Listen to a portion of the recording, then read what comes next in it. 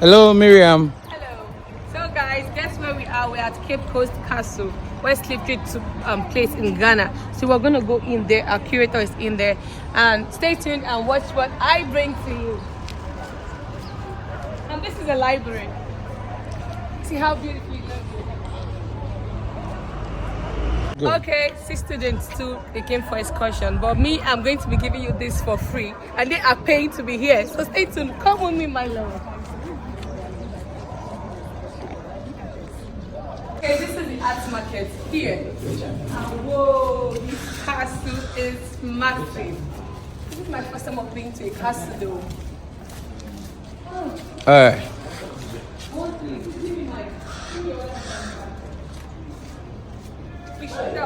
Steps down. Come with me.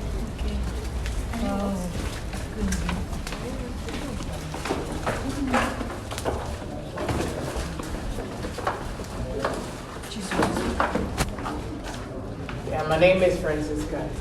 Okay, I'm the redeemed of the Lord. Who do we have here? Your name is? Keiko. May. Michael. Anika. Ayami. Miriam. You're welcome. Yeah, this is Cape Coast Castle, together with the other two castles, making three. Okay, Elmina Castle, built by the Portuguese around 1482. Christian Board Castle, built by the Danes around 1661. And this very castle, built by the English around 1664. These Europeans came to Africa to trade with Africans in gold and other minerals like ivory. But as time went on, the reason for coming to Africa shifted to needing people when these Europeans said they discovered the Americas.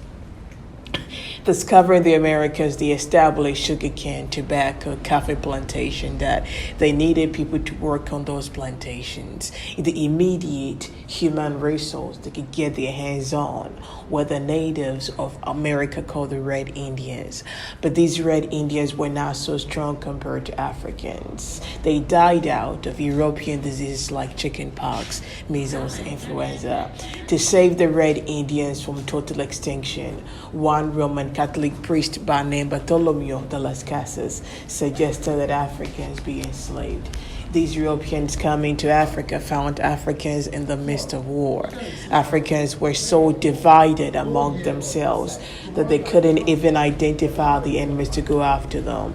When the Europeans came, they were raiding and kidnapping all Africans all by themselves.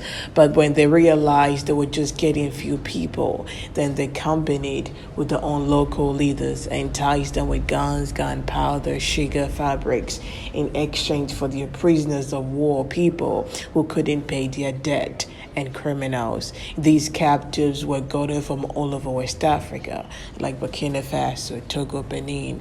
Whoever the captives were captured were marched on foot, some to Asenmanso to take their last bath before they were brought into this castle.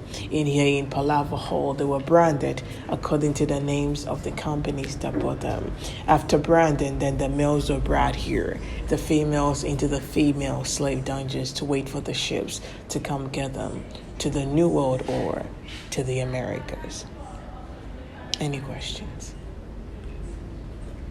I don't have anyone. Okay, so we'll begin the proper tour. Okay, you can ask questions. One thing.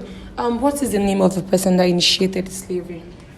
You mentioned his name, but I didn't get it. Bartolomeo de las Casas. Okay. And he was a priest, a Roman Catholic priest. He was a priest. Yeah. Okay. Yeah. Okay, so if there are no questions for now, we begin the proper tour. Okay. Yeah.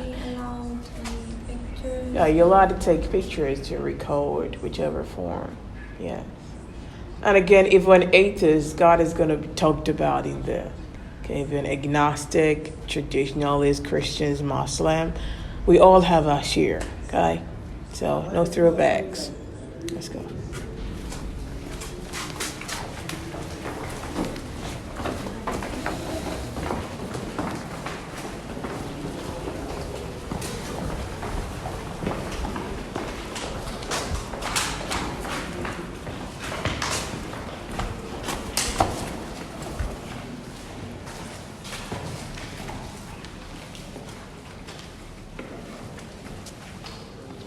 You can get it out.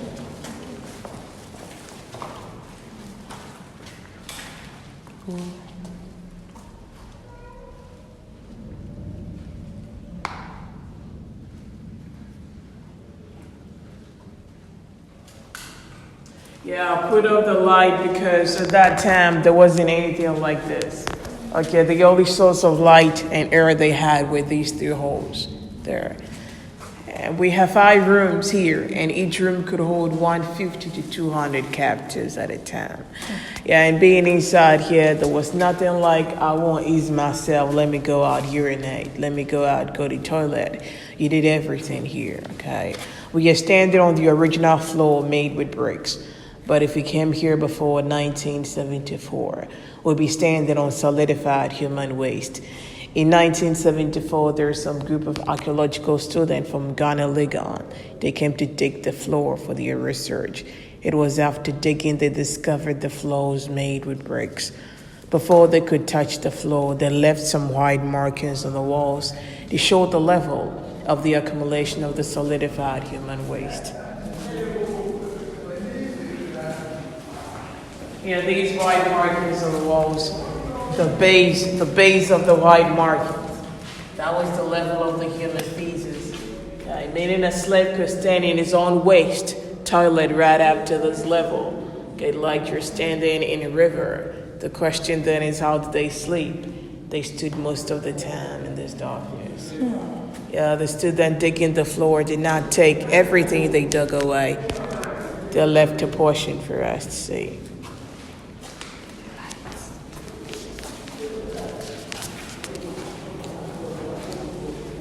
Why is on your light?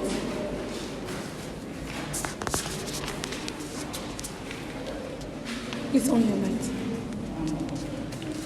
Okay, what we see here is not just dust, but this is a mixture of their blood, tears, sweat, the food they ate, the dust of their feet, and anything else the captives left behind. How do I know this?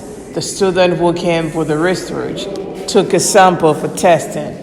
Okay, and the result proved what I just said. Any questions? No questions? Okay.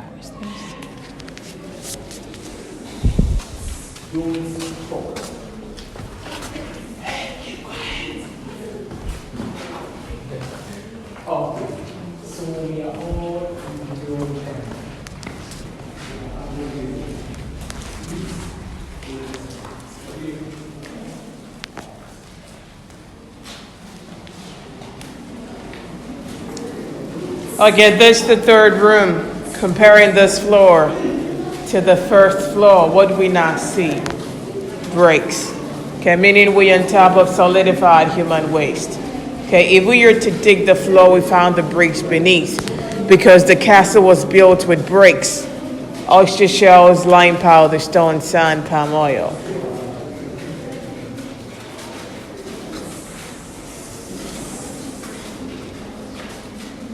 Yeah, the builders of the castle built a church on top of this room called SPG, Society for the Propagation of the Gospel, now the Anglican Church.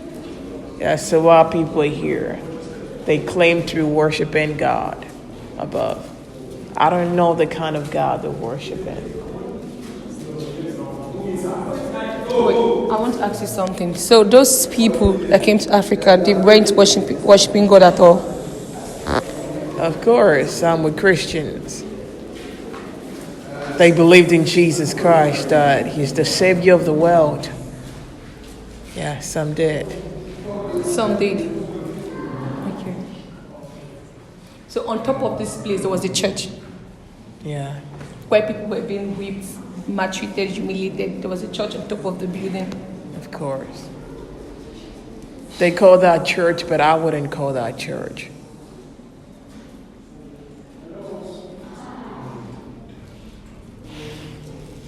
Any questions? Any more? Okay, we move on.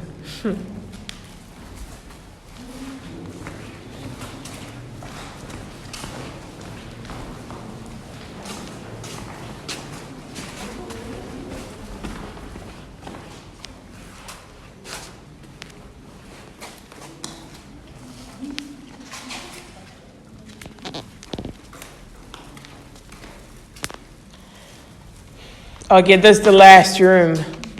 When the ships are ready to get the slaves to the New World, they did not go through the same door we came from. They had to go through an underground passage. Right from this side to the other side with 2 holes was an opening where the slaves in chains and shackles had to walk through to the door of no return.